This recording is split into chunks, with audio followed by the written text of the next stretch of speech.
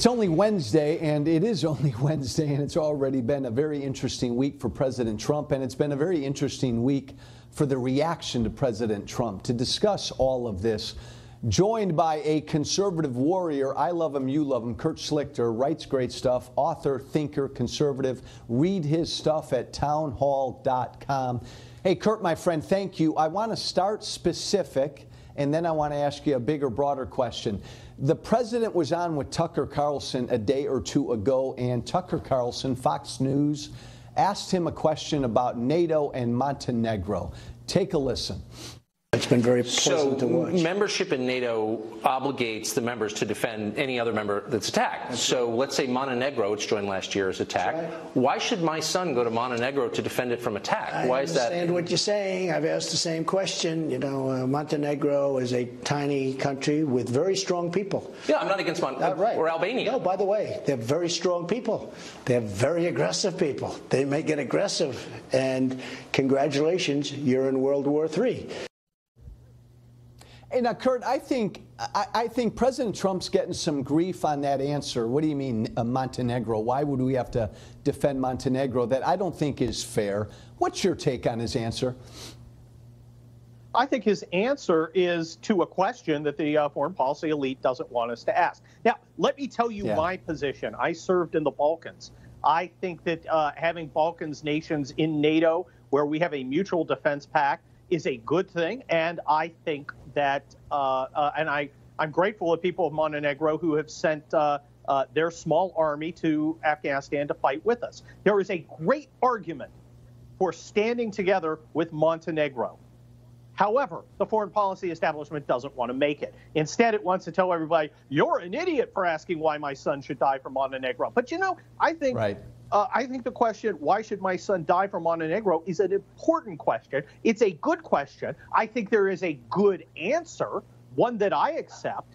But people are allowed to ask these questions, Joe. And I think the president senses that this case has not been made. We're just supposed to accept what the foreign policy establishment says because they're so damn smart. Iraq. It's ridiculous. I like that the president says, "Hey, convince me." I think we should. I agree, and Kurt, on that one, I agree with you as well. How would you have answered that question or advised him to answer that question? Well, I think first you raised the question, and I would have said, look, I think it is very important for the American people to understand why we propose to put the lives of their young men and women on the line overseas. That there's no greater duty for the president than to analyze and make those decisions. And these are very good questions. We should debate them. Let's talk about Montenegro. And then I would talk about some of the facts that we've talked about and how it's an unstable area, how it's a very loyal area. I served in Kosovo. There are, it's a majority Muslim country who love Americans. Who will stand by Americans. Yeah, there are some bad ones, but these are loyal allies, and we can use more Muslim allies. These are good reasons to say, hey, if we're in trouble, you guys will come and help, which Montenegro has done, and vice versa. So I think there's a case to be made, but make the case. Don't insult people by telling them they're stupid for asking a question. It was a great question, Tucker Carlson, a great one that needs to be asked. I agree. Hey, Kurt, you and I probably agree on 99% of all issues. I'm taking a guess, but I think it's about true. 95. It's 95. I'll take 95. I mentioned that I'm going with Walsh on Newsmax on my timeline, and man, you really tick some dudes off. Because I got to tell you, man, I think sometimes you freak out a little. Let's go there. Then, Kurt, my friend, let's go there. Let me ask you the broad question then about this week, because this week did freak me out a little bit. So you had the press conference Monday. You had what he said yesterday, and then what he said today. Grade your president this week. How's he doing? Well, I think it's a C, only because I think he should have counterattacked. Look, about all this stuff about Trump, Putin, don't care. I don't mean I care a little or some. I mean, I don't care. No one has been harder on the Russians. Guys, I was trained to fight and kill 30 years ago when I first entered active duty. In fact, I was in Germany during the Cold War as part of 7 Corps. My mission was to fight until I died, and we were expected to die before America could get its troops over. And so I don't feel like I have to prove my anti-Russian bona fides. I mean, I went to Ukraine 3 or 4 times to train them.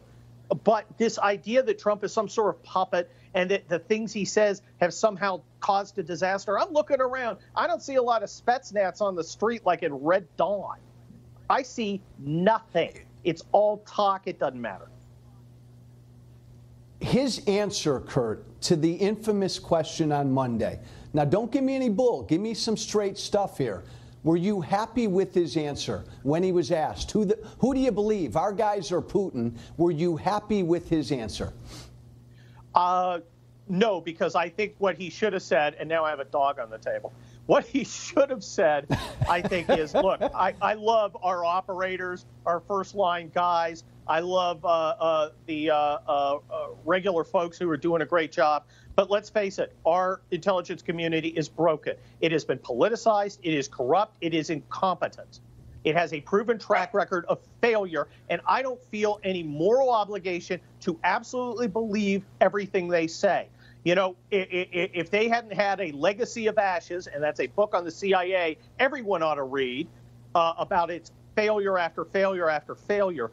If it had a track record of success, I would think, yeah, give it the benefit of the doubt. But, you know, they're trying to run a soft coup on the elected president. I don't believe that they deserve it. They haven't earned his blind trust. I love you, man. Kurt, I love you, but you know the deal. Russia did interfere in our election, correct? Yes or no? Yes. Yeah, okay. And the president knows that, right? Yes. So why can't he say that when he was asked? Well, I think just because he's Donald Trump and he doesn't back down ever. Also, he understands the framing of this, because I don't think you can understand this whole press conference kabuki dance without a larger domestic picture. The idea behind this whole thing is not only to undermine Trump, but to get Trump in a position where he says something that validates the lie that Russian interference meant that, you know, the idiots who were supposed to vote for Hillary instead voted for Trump, because idiots were an important part of her, you know, intended constituency. And, you know, to say, why can't he, to concede it why can't he separate? That, so he wouldn't. You and I can do it. You and I can separate Russian Donald meddling Trump. From collusion. Look, Kurt, why Donald can't Trump this president separate? He just doesn't. Look, he's Donald Trump. He is who he is, and that's part of who he is. You know, I mean, I as you know, I have a new book, Militant Normal's, coming out, and I talk about he's the only guy who could have done this, and there's baggage that comes with it, and one of them is the dude doesn't back down. Hey, Schlichter, what's the name of that new book coming out? You mean Militant Normals? The Militant Normals book that's coming out October 2nd. You all ought to go pre-order it.